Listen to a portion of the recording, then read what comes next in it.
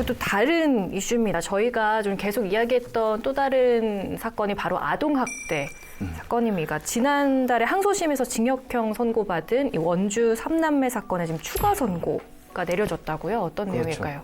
황 씨하고 곽 씨라고 하는 20대 부부가 자기의 이제 3남매 중에 둘을 이제 말하자면 살해한 혐의로 기소가 됐는데 1심에서 살인의 고의는 없었다. 그래서 이제 살인 혐의는 무죄, 네. 이제 아동학대, 치사 이런 쪽으로 해서 이제 각각 1년 6개월 징역하고 그 곽 씨는 징역 1년에 집행유예 2년을 1심에서 받았었어요. 네네.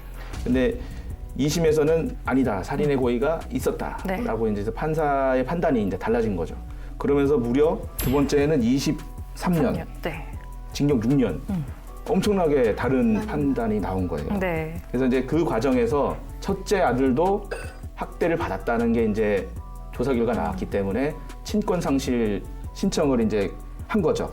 지난해 4월에 이미 신청을 했고 그게 최근에 받아들여져 가지고 이제 친권 상실 선고가 됐죠.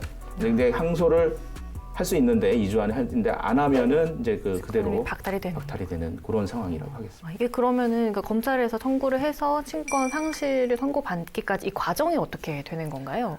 일단은 기본적으로 저희 이제 법률상 만 19세 미만인 자는 법률상 행위 무능력자로 보고요. 네네. 네, 그래서 이들의 보호자로 친권자, 후견인이 있죠. 그런데 이 친권자는 보통 부모가 되는데 이제 친권자가 친권을 행사할 수 없는 상황이거나 아이에게 친권을 행사하는 것이 오히려 아이의 자녀의 복리를 현저히 저해할 우려가 있을 경우에는 가정법원에서 선고를 하게 되고요. 네. 청구권자는 검사 그리고 자녀의 친족 이렇게 지방자치단체의 장이 이제 가정법원에 청구를 해서 이제 친권을 상실시켜 달라라고 요청을 하는 겁니다. 그러면 가정법원에서는 그래도 아직은 이제 부모가 아이를 양육하는 것이 가장 좋다라는 인식이 있잖아요. 그래서 그 친권을 박탈해야만 하는 정도로 이 자녀의 복리를 현저히 해야 할 것인가를 이제 면밀히 판단을 해서 부모에게 친권을 줄 수 없다라고 판단하는 경우엔 친권 상실 선고를 합니다. 친권이 상실된다 그래서 부모 자격이 박탈되는 건 아니고요. 네. 예, 자녀에 대한 이제 자녀 너 어디 살아라 아니면 자녀의 뭐 은행 거래라든지 자녀의 재산권을 행사하는 이제 그런 권리에 친권이 한정되기 때문에 부모로서 다른 권리가 상실되는 건 아닙니다. 아버지 어머니는 동일해요. 그래서 호적을 판다 그런 네네. 얘기도 있는데 여기 다 동일하게 남아 있습니다. 일단은 중요한 게 이 아이들이 이후에 제대로 성장할 수 있도록 뒷받침이 되어주는 환경들이 갖춰지는 게 중요할 것 같은데 이후에 그럼 이 아이들은 어떻게 좀 뭐 대책이 마련되는 게 추가적으로 있을까요? 양육이라든가. 법상으로는 후견인을 선정을 해야 된다라고 규정을 하고 있고 후견인이 누가 되어야 한다라는 규정은 없습니다. 네. 후견인이 될 수 없는 사람만 규정을 하고 있고 후견인을 따로 누구를 선정한다라는 규정은 없습니다. 그래서 뭐 친족도 될 수 있고 이 아이를 보호하고 있는 뭐 쉼터의 이제 관리인이라든지 아동복지기관의 장이 또 후견인이 될 수가 있는데 사실 요즘에 이제 워낙 이런 문제가 많고 하다 보니까 이렇게 밖에 나와 있는 아이들이 많아요. 네. 부모가 양육을 포기한다거나 아니면 아이가 가출을 해서 부모의 지배를 벗어나 있는 경우 일일이 친권 상실 선고 청구해가지고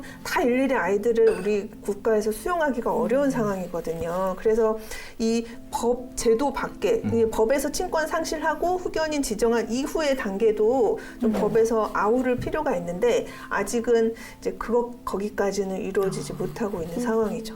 지금 뭐 전문 인력이라든가 시설도 많이 부족한 상태잖아요. 네네. 그래서 위탁가정 제도가 있어서 보면 네. 아동복지법에 보면은 보호하지 못하는 상황이 됐을 때 그 가정 위탁을 하는 경우가 있는데 그러한 경우에 이제 지정이 돼 있어요. 그래서 적합한 소득이 있거나 그리고 네. 아동과 나이 차이가 60세 미만이어야 되고 그리고 18세 미만의 자녀가 4명 이내의 경우여야 하고 그리고 이제 그 위탁을 하겠다고 하는 부모가 전과가 없어야 되고 그리고 위탁 부모 양성 교육을 근데 5시간 정도 이수하는 거를 조건으로 이렇게 돼 있어요. 근데 이런 위탁 가정 내에서도 또 폭행이 일어난단 말이죠. 아동학대가 일어나는 걸 보면은 어디든 지금 문제가 발생할 수밖에 없는 지금 사회 현상이 그 구조라 해가지고 이거에 대해서는 정말 전문가들의 진짜 심도 있는 연구가 필요하지 않나 이렇게 좀 생각이 듭니다. 아동학대가 일상적인 범죄라는 데 인식이 우선적으로 좀 정립이 되어야 된다고 얘기하더라고요. 저희가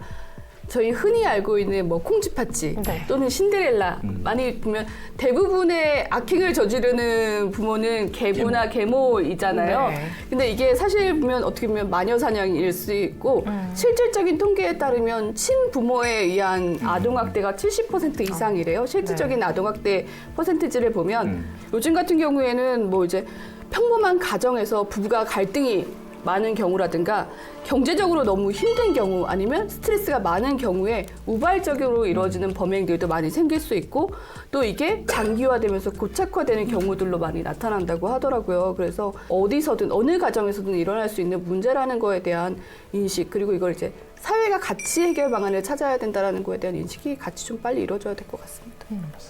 지금 아동학대 이게 전국적으로 이슈가 되면서 의심 신고 건수도 많이 늘었다고 하잖아요. 그만큼 좀 이웃들이 주변에 있는 사람들에 대해 좀 관심을 좀 많이 가지게 된 것 같다는 생각은 들더라고요. 근데 또 한편으로는 제가 뭐 아파트에 살면 위층이나 아래층에서 아기가 우는 소리가 들리면 이게 아동학대인 건지 아니면 엄마가 그냥 아이를 훈육하기 위한 건데 우는 건지 약간 좀 애가 땡깡을 네, 부리는 땡깡을 건지. 부리는 건지 어떻게 해야 사실 저희는 아직 아이가 없는데 아직까지 뭐 그런 경우가 주위에 없어서 그런데 제 아이가 한번 땡깡을 부릴 때는 엄하게 혼낸 적이 있어요. 그러니까 아주 겁을 먹을 정도로 혼내고 그 다음에 이제 밤에 자면서 이게 아빠가 아까 때린 거는 이래서 그런 거다라고 해서 뭘 모를 때 4살 때였어요.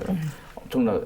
근데 그런 그 훈육 차원의 그거는 보이거든요. 네. 근데 훈육을 하지 않고 그냥 화를 화풀이하는 얘가 왜 이래 하면서 막 그런 네. 경우가 있는데 우리 이제 마트나 어디 가서도 부모들이 이제 그런 경우가 있는데 모 프로에서는 아이들 양육하는 프로 뭐 이렇게 행복한 모습 많이 보여주고 하는데 네.